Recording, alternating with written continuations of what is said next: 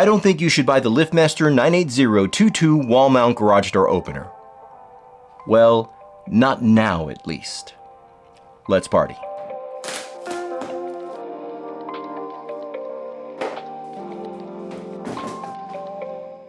So for some time now, I've been wanting to do a review on this wall mount garage door opener.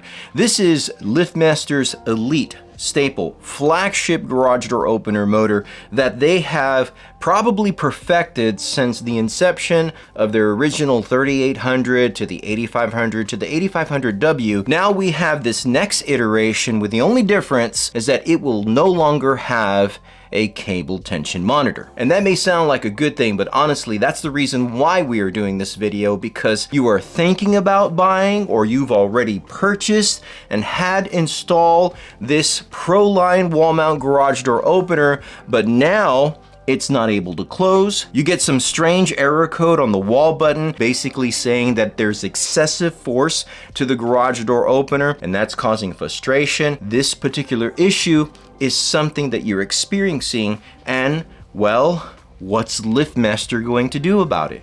And I wish I had a simple answer for you, but unfortunately, this situation has now grown exponentially, not only to a number of dealer installers here in my local community, but throughout the nation. In fact, even specific homeowners that have decided to install this wall mount garage door opener and hoping to get a similar experience from those older models, now they find themselves in a very frustrated situation where they're just not able to get this wall mount garage door opener to close properly, to work properly, and, well, LiftMaster's not really giving them much to work with. So let's get into the specs of this garage door opener, because I think it's important to mention this opener is not very different than the 8500W.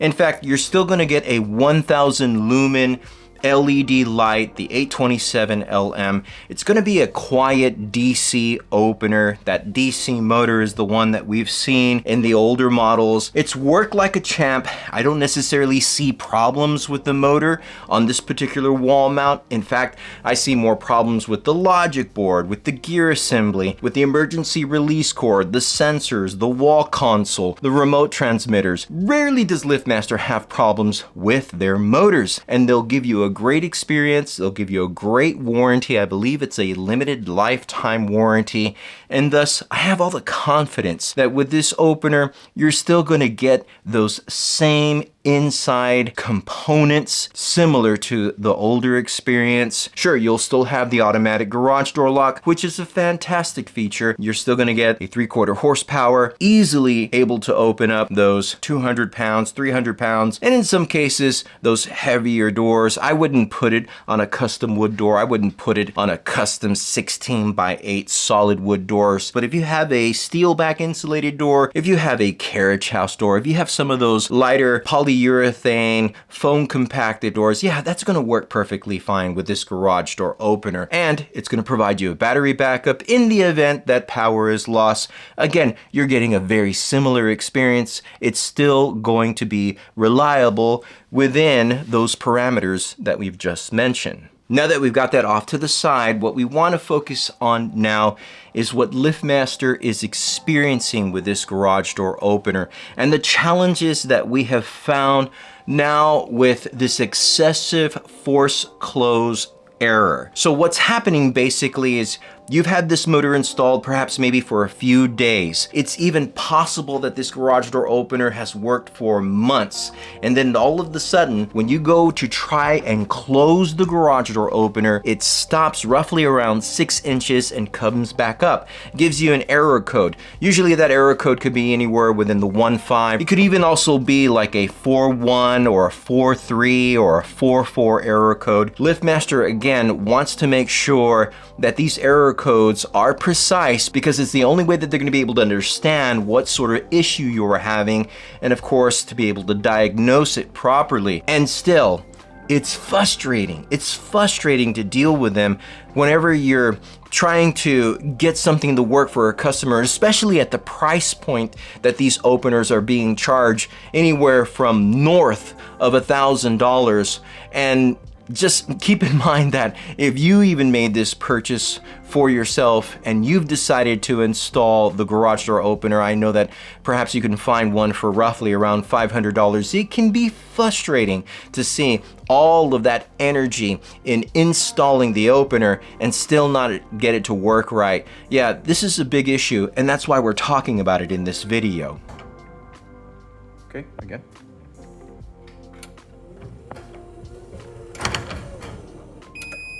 Okay, let's go ahead and zoom in here real quick. Now, there are a number of solutions that we could look at when dealing with this specific issue. Number one, we want to make sure first that your torsion spring system is plumb straight. And that can be a challenge because if you are not the original installer, that is, if you're a dealer contractor coming in after someone and installing the 98022, it's going to be important to make sure that that door is straight. You want to make sure that the sections are straight. You want to make sure that the actual garage door system does not have any variances or is not unleveled in any way that's going to throw off the balance to the garage door. Now that could be a challenge, obviously, because if you're not knowledgeable, then you'll have to call a professional. Of course, and this is very important, right?